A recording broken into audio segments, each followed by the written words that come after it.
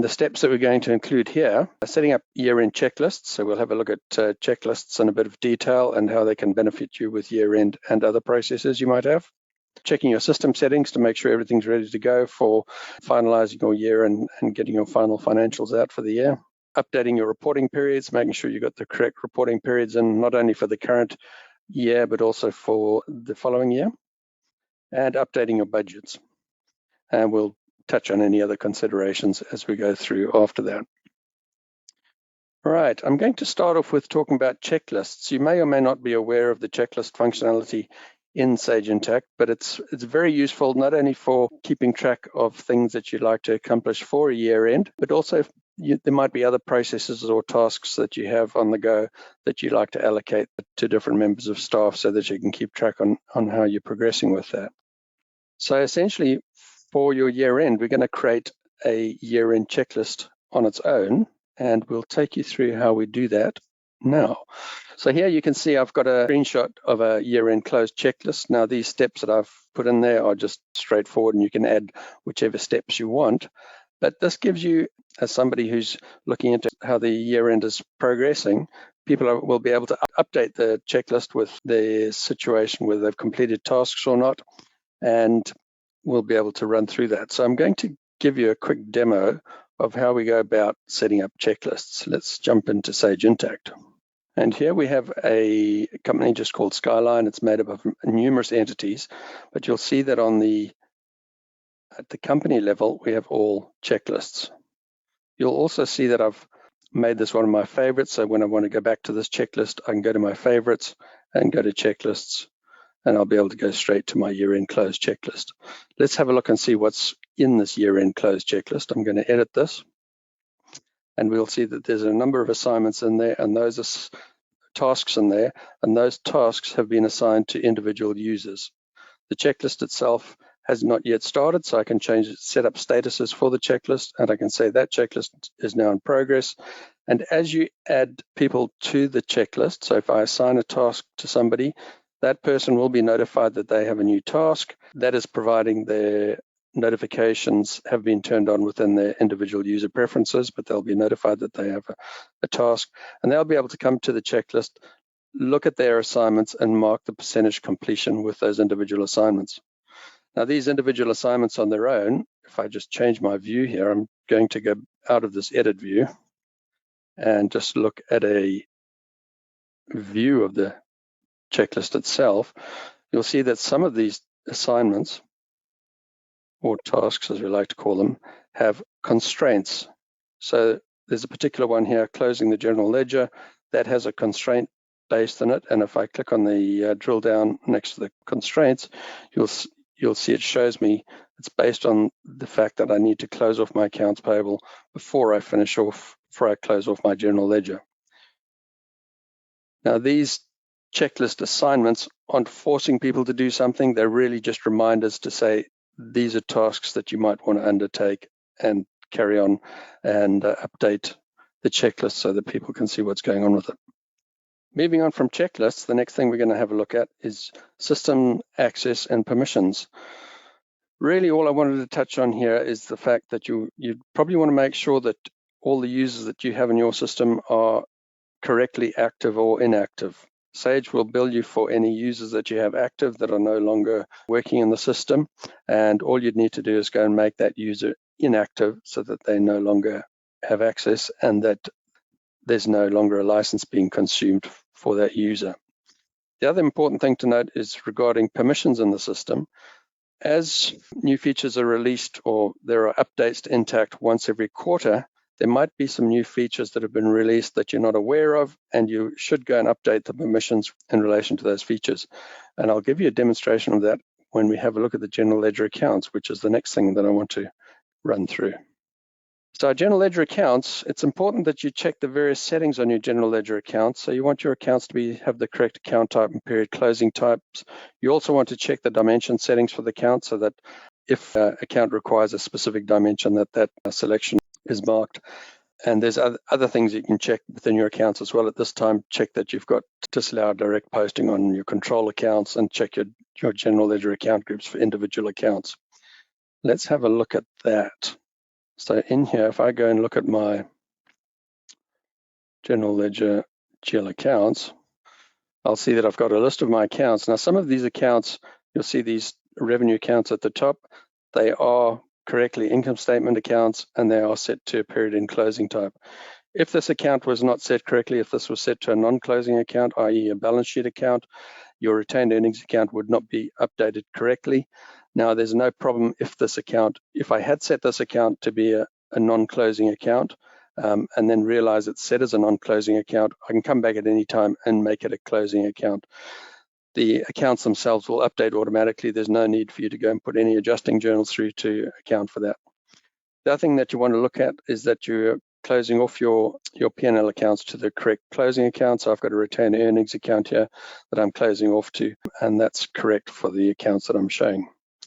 In this case, for these P&L accounts, I've also marked the department dimension as a required dimension for all these accounts. So coming up now in my new year, I'll be forcing users to enter a department against those accounts with any transactions that are entered in relation to them. The other thing that I've done with my accounts payable and accounts receivable account, I've marked them as disallowed direct posting, and that means that I can only process transactions to those individual control accounts from the subledgers themselves. I won't be able to go and process a general ledger journal directly in the general ledger to those accounts. That helps to keep your subledgers reconciled or in balance with your general ledger itself. If you do find you need to process an entry directly to those general ledger accounts, you can unflag that disallowed direct posting, make your adjustment, and then reflag it again so that you're not running into any problems with them.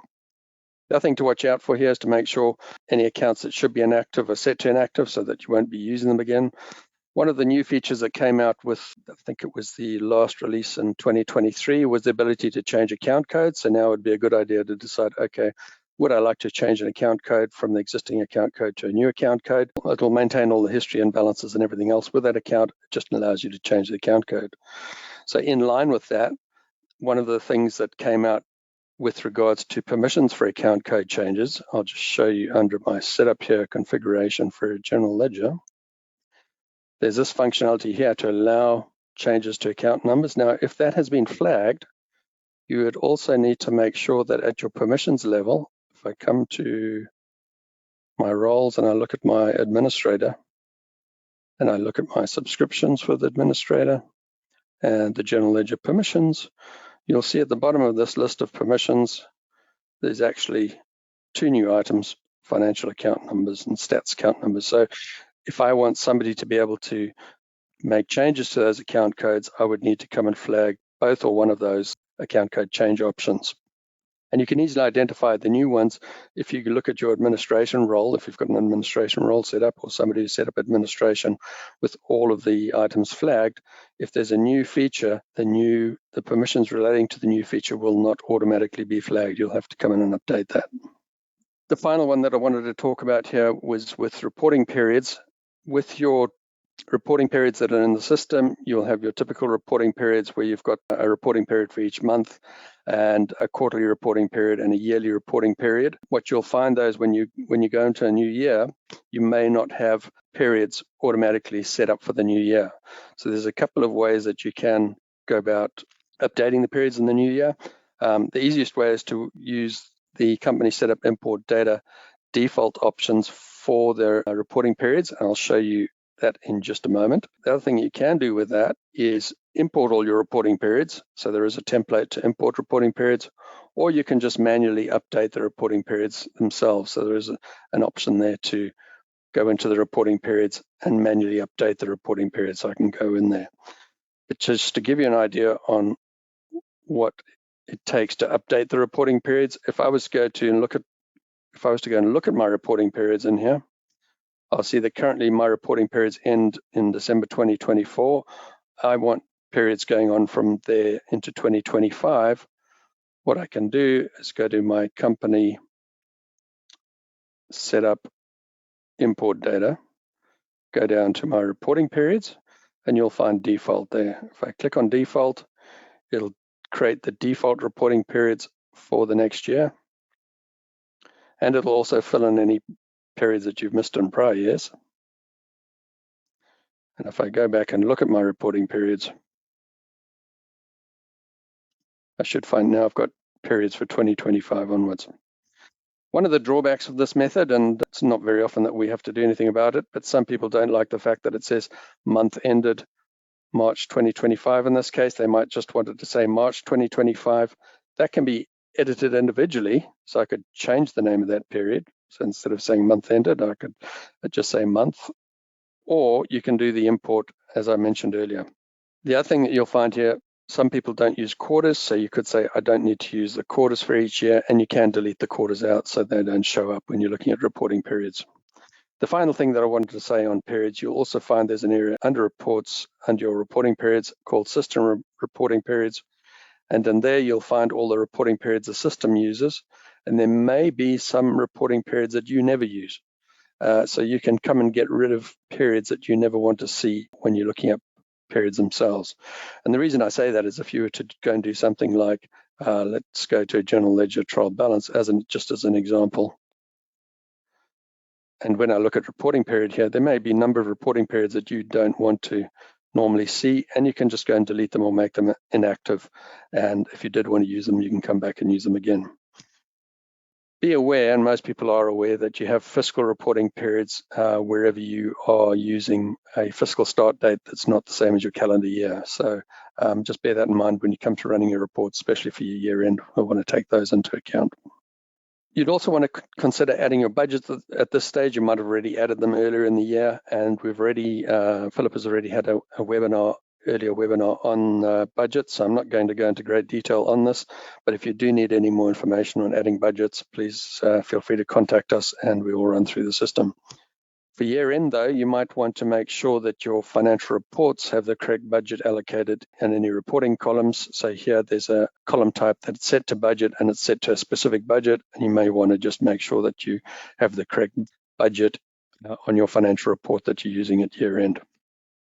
Other considerations, just a couple of minor ones, and this really depends on which modules you're running. There might be third-party modules you're running, such as fixed assets, where you might have a few things to look into there.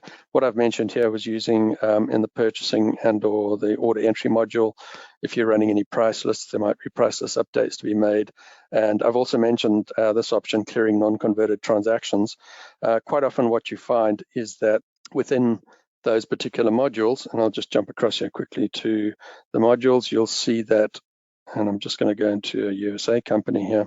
If I'm looking at purchasing, and let's say I'm looking at purchase orders, there might be a number of purchase orders in here that are still pending. So if I've got a pending purchase order here in the system, and I know that's not going to be converted to an invoice at any stage, I might want to clear it out rather than leave it as pending. What we can do, or what you can do, or we can help you with, is set up a transaction definition to clear outstanding purchase orders.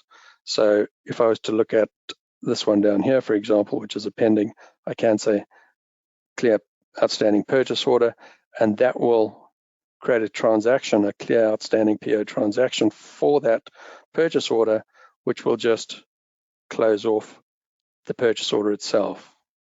So if I go back to my purchase orders, that purchase order that I just cleared out is now converted, okay?